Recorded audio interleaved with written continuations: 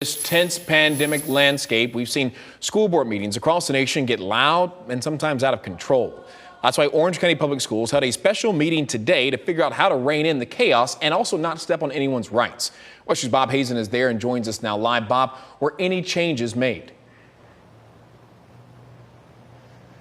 Well, Stu, I just stepped out of that meeting a few minutes ago, and the chair of the Orange County School Board says these changes are not directly necessarily because of all of that anger that they've seen from people because of the COVID restrictions, but they do, of course, happen at the same time. Now, these changes will not go into effect right now. They haven't been voted on yet, but some of the ones that they're looking at right now for OCPS include banning people from standing in the back of the meeting, refusing to let people in who have harassed or intimidated others here, and also reducing time for each speaker based on the number of people signed up to speak. So if there's a lot of people, you might only get 1 minute to say your piece. They also want to give priority to people who have kids in the school system or also are people who live in Orange County.